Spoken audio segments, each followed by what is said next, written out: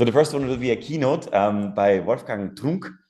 PhD is a team leader in the unit from waste to resources of the DG Environment, the European Commission.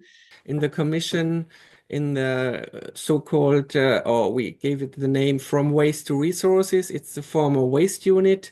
And I am dealing, my biggest file currently is still the packaging regulation. I was responsible for the new packaging regulation, but I also cover the landfill directive, the waste framework directive, sewage sludge directive, hazardous pop substances, and so on.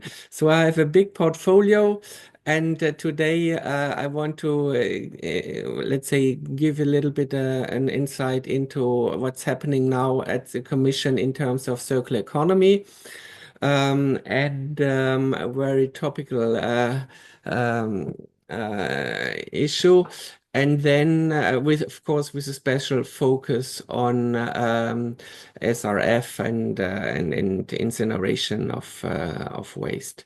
So, if the Commission intervenes, it's not because we are getting up in the morning and saying, okay, let's make a new EU regulation. No, we are usually faced with big problems, and these problems are then defined, and then we try to develop policy options how to solve the problems.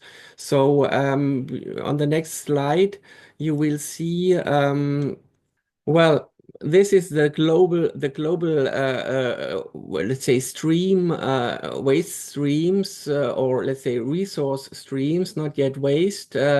So we are roughly talking about bringing 8 billion gigatons of materials in the EU economy.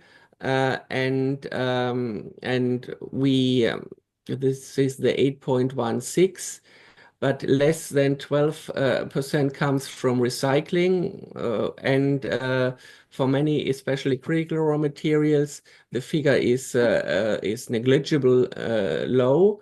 The second important, let's say, point on this flow, material flow chart that you see is that about 2 gigatons of waste generation in the EU, and thereof we have roughly 50% of the generated waste out of these materials that we bring into our economy or society. 50% is municipal waste, and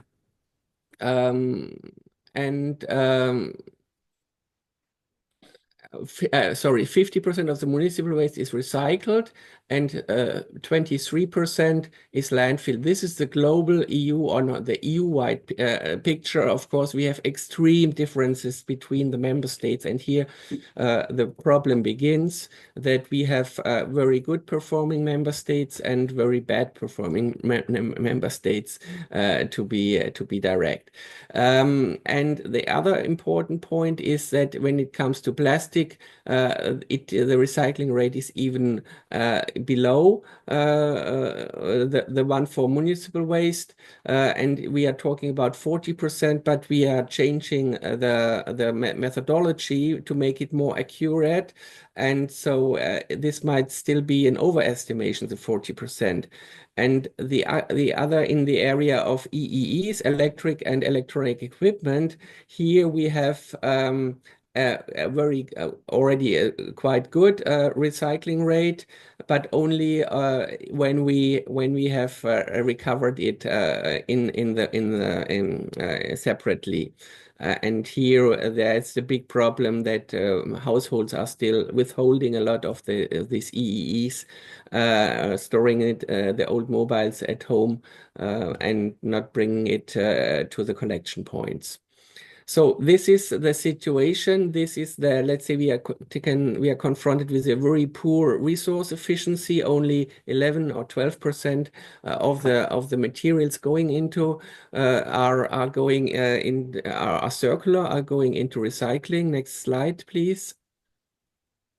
Yes, and what we hear again, this what is the trend in the recycling, let's say in the circularity rate, and it is really a little bit I don't know if we don't know if it is due to COVID but the recycling. The circularity rate even decreased from 2019, and we always thought, okay, the increase or the increase is not tremendous or but at least it's a rising trend, soaring. But it was very disappointing to see that in recent years it's even declining, the circularity rate. So we are using more virgin materials instead of recycled materials. And this leads, of course, to negative impacts on climate. We have the problem of particulate matter for health, for inhalation. We have water stress, and we have a very high land use and biodiversity loss. Next slide. Yeah, this is also a very, very problematic situation. On this slide, you see from our early warning report that we published last year that many member states are very poorly performing. And we have all the details for the various member states when it comes to recycling rates for municipal waste or for packaging waste for the different packaging materials. And we can see there are many member states. So here you see, so those in the reddish carré, there you have poor recycling rates for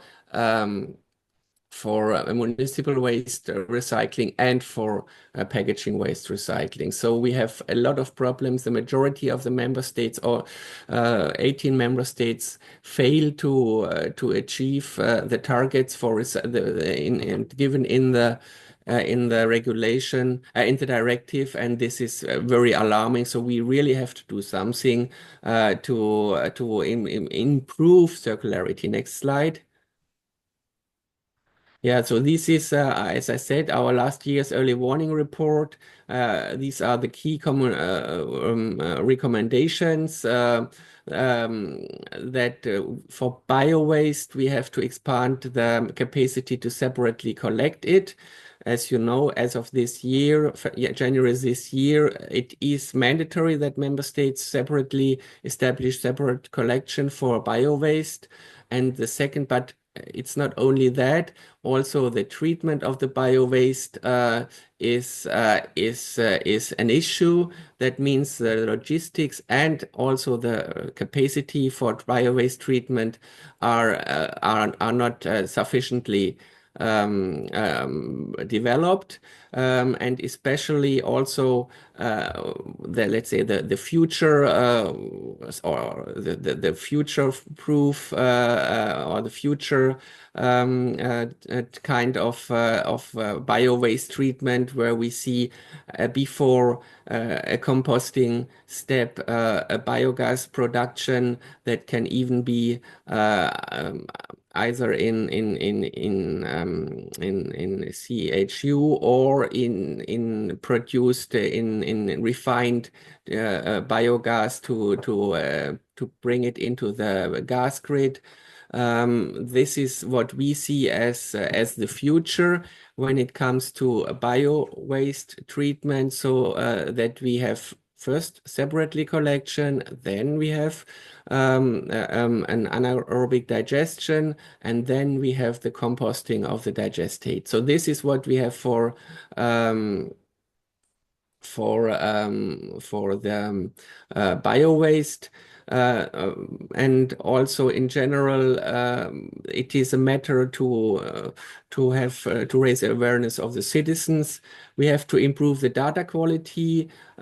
So we saw just recently in Spain that they overreported their plastic recycling rates and did not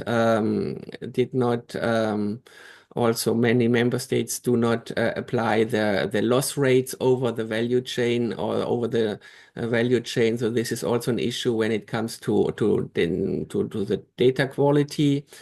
Also in landfill, we have big problems in many member states. You know, by 2030, we should have 2035 reduce landfilling to 10%, which will be, we know it already in many member states.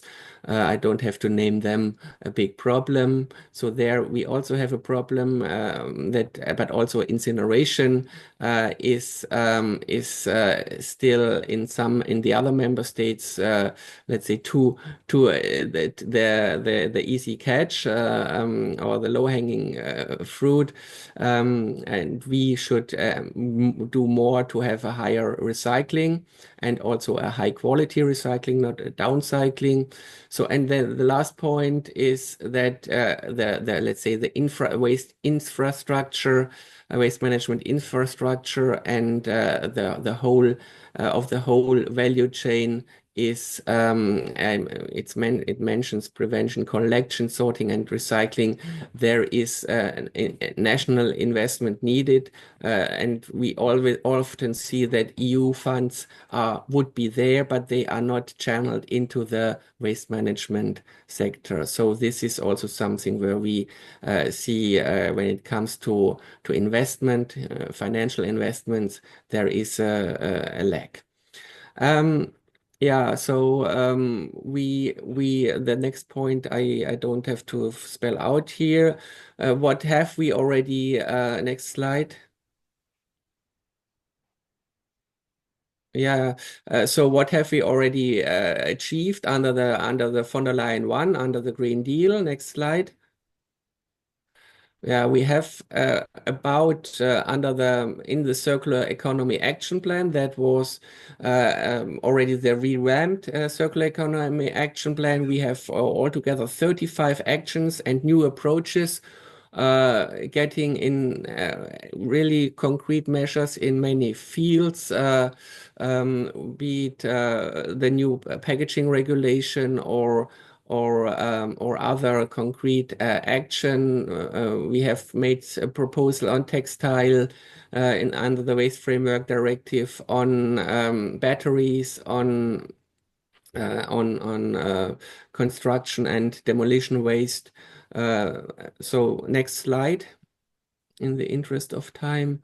Yeah, an important point is that we have, of course, the holistic approach. That means already in the design phase of a new product, the end of life of that product must be considered, taken into account, and therefore the new ESPR, Eco Design for Sustainable Products regulation, addresses this eco design approach already in a very concrete way, and our colleagues in the other unit, they are working hard on it so that the products are already that are placed on the market are already better either to reuse or to dismantle at the end, or to recycle. The criteria I don't have to. Next slide. Yes. So the other thing is in the use phase, to empower the consumers was also an important act, also a big legislative project. So we are developing the so-called digital product passport, which would then allow the consumer, but also the waste manager to get information, important information on a specific product. But also what we are also doing with the Green Claims Initiative to fight greenwashing. This is also a directive which is currently already in the co-decision procedure, and we will come up soon with a good proposal. And Yes, and also when it comes to the right to repair and to have a longer life span of the product, we also have come up with a concrete actions in the Commission to have this repairability, and also which is already, let's say, nudged by the ESPR, by the eco design, but also to have that so that the products have a longer lifespan. Next slide, please. Yeah, this is the famous hierarchy of we are still, and those who have followed the packaging negotiations, we still are aware that waste prevention is the first priority. This is really something we are confronted with everlasting increasing waste generation, and this really has to be stopped. And we are ready to come up with more stringent measures to reduce the waste generation. Second point, reuse and recycle. Both, especially the reuse, is also a powerful measure to reduce the waste generation, because if you reuse, you don't have to you have to buy less new products. And this is the normal the mainstream reuse, but also the preparation for reuse is a very important point in various areas in repairable products. And then we come to recycling. Recycling is clearly below the reuse in the waste hierarchy. And then the next point is where you are most involved is the recovery. There you have the higher recovery activity is with energy recovery, the incineration, and the lower one is the incineration without energy recovery. And then the lowest grade is the landfilling. In terms of waste exports, it can be also considered an end of life if we are narrow-minded. If we export but it's clear that as societal, the civil society also says no, it has to stop for ethic reasons, but also for economic reasons. We are learning more and more that it's better to keep not only these materials in the EU for high value recycling or high quality recycling. It can not only avoid virgin imports of these materials, but it can also create added value and jobs in the EU. Therefore, we limit more and more, are fighting more and more, or making concrete measures to export waste. And the current example from my colleagues here in the unit is the black mass from the batteries, that they are recycled here with all the valuable critical raw materials inside, that they are recycled in the EU and not outside. Next slide. Yeah, this is, I already mentioned the majority of these actions that we did already in the last let's say mandate, we call it, the von der Leyen one. This is what we have all already brought on track. Maybe I go to those who are let's say here in our unit the most important ones. are those for the packaging regulation. This is a milestone because we changed from the directive to a regulation with clear reduction measures for waste generation, but also a game changer aspect is that we come up for the first time with waste reduction targets, but also, and this is even more will have a bigger impact on practice, on real life, is that we come up with sustainability requirements at product level.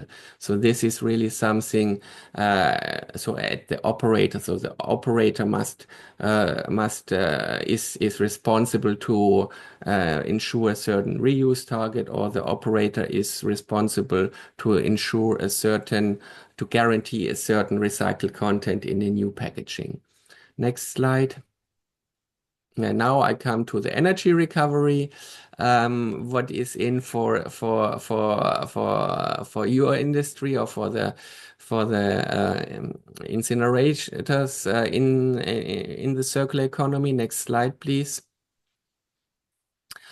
Yeah, the energy recovery is where it's settled in where it's. I mentioned it already when I had the slide with the waste hierarchy. I mentioned that prevention, preparing for reuse, and recycling are higher, go at first. And then within incineration, of course, energy recovery should be, let's say, the standard.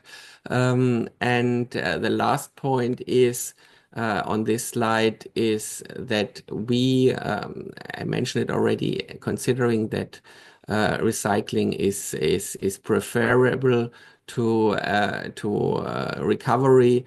Therefore, only what is not recyclable should go into incineration.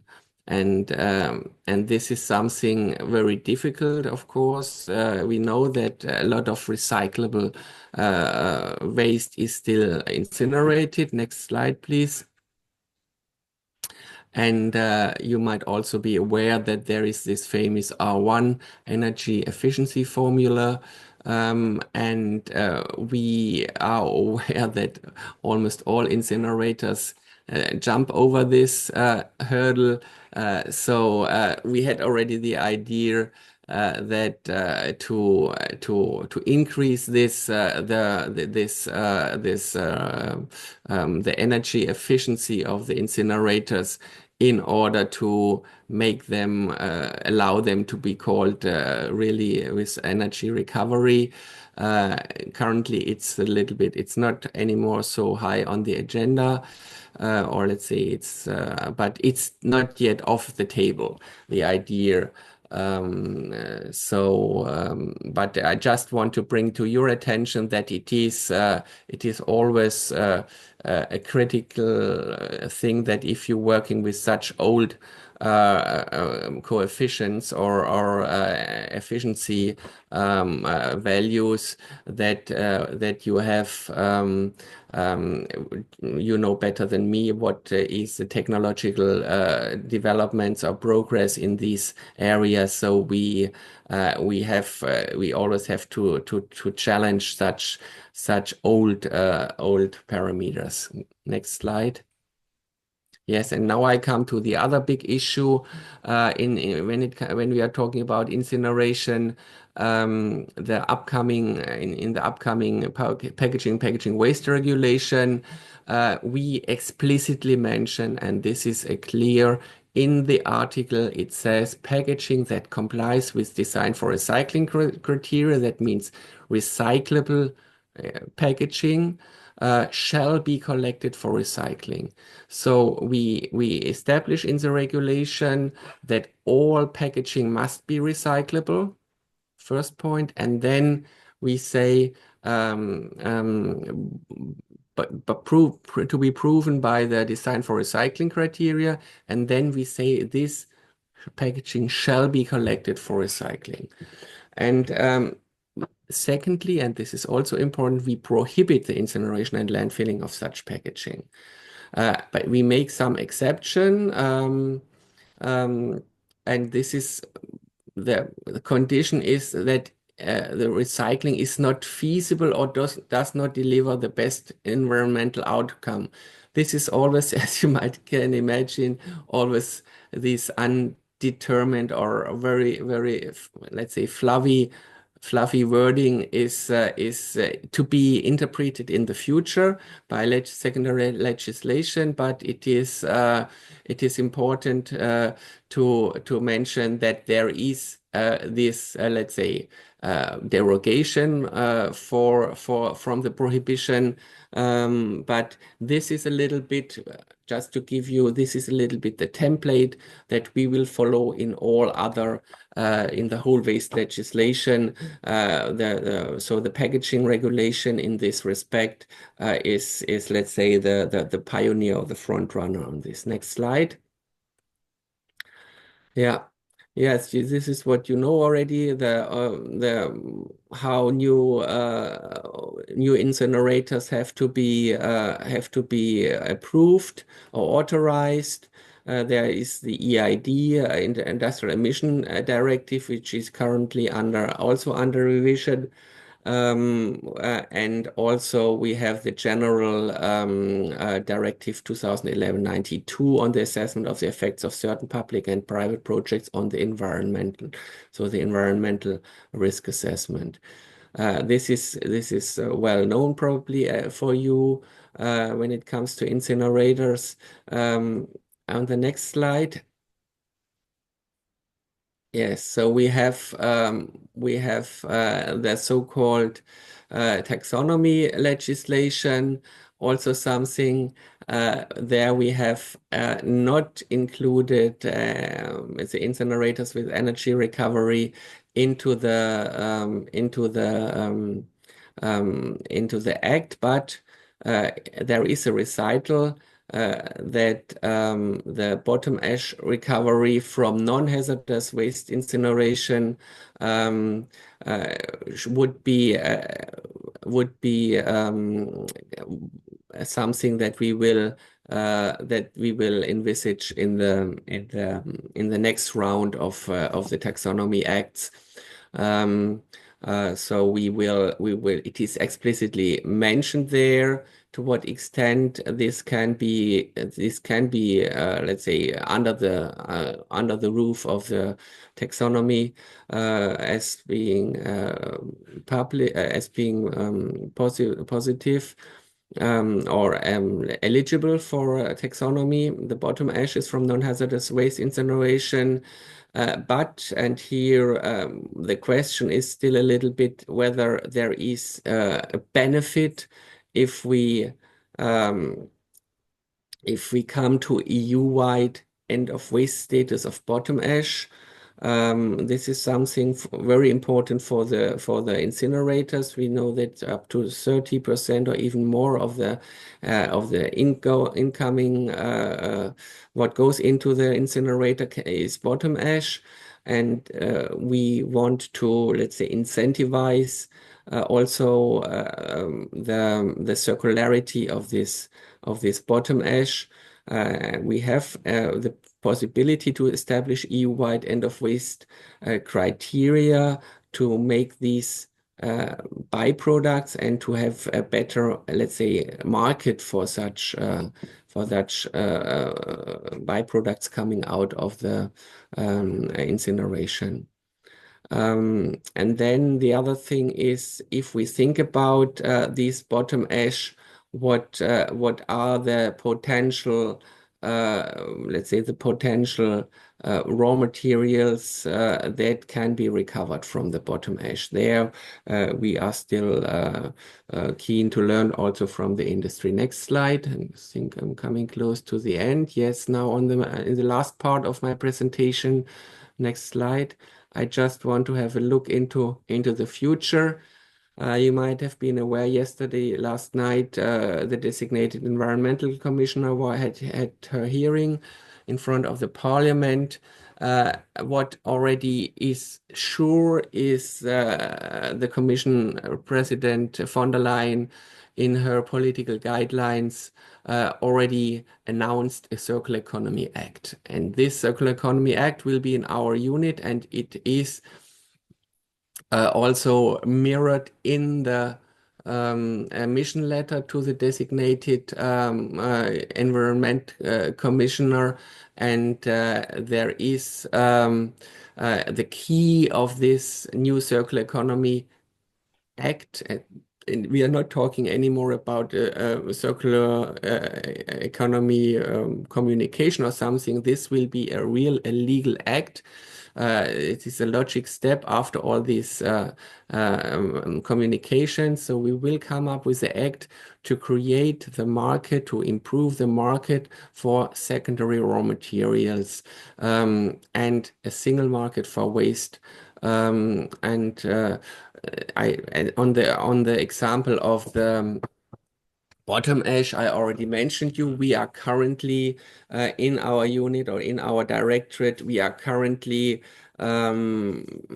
selecting or screening what are the most promising or the most promising areas where the Circular Economy Act could engage in creating these markets, these single markets for secondary raw materials. What are the instruments to foster these markets, and is to make, let's say, the recyclates, the secondary raw material markets, let's say, more economically attractive than virgin materials. This is, you know better than me that there is in almost all areas, the virgin materials are still cheaper than the recovered or recycled materials, and we want to change this bias and make circular, recovered, recycled materials more attractive than virgin materials. So we also have the bioeconomy now in the DG Environment portfolio, but this is maybe not so interesting for you. But this will be also in part of our circular economy actions here in the. So bioeconomy as part of circular economy will also play an important role in our activities here in our directorate. I think that was just a little for a little bit of a look into the future. I just can tell you we are currently preparing with under full steam the Circular Economy Act, and this Commission proposal for the Circular Economy Act should be ready in 2 years' time. You know, we have to make an impact assessment. I just said we are currently in the phase of searching. Okay, where can we do something to foster, to support these markets and to foster circularity. And I just mentioned some areas like where we are looking in EPR systems, in sewage sludge. What can we do in sewage sludge to recover better phosphorus and other constituents in the sewage sludge? We are looking into bio waste. What can we do in bio waste to increase bio waste circularity? We are looking in construction and demolition waste, what can be done there. And as I mentioned, maybe also there is something in bottom ash. These are the areas where the Circular Economy Act will be. We have on the electronic and the electric, we will also come up with concrete legislation, and also finally also when it comes to landfill, we also will address landfill and the Waste Framework Directive. And with this, I thank you for your attention. I think I kept into time, and now I think the questions will be rather in the panel, where I will also be a participant. And I thank you now for your attention. Thank you. keynote by Dr. Gesine Lorenz from Hydroisotope. It's going to be a keynote on determination of biogenic carbon content of industrial CO2 emissions. And she's a scientist at Hydroisotope, and they do environmental assessments in the field of groundwater dating, water quality, nuclear waste deposits, geothermal energy, and biogenic carbon of food products and CO2 emissions. Okay, thank you. I was already introduced, so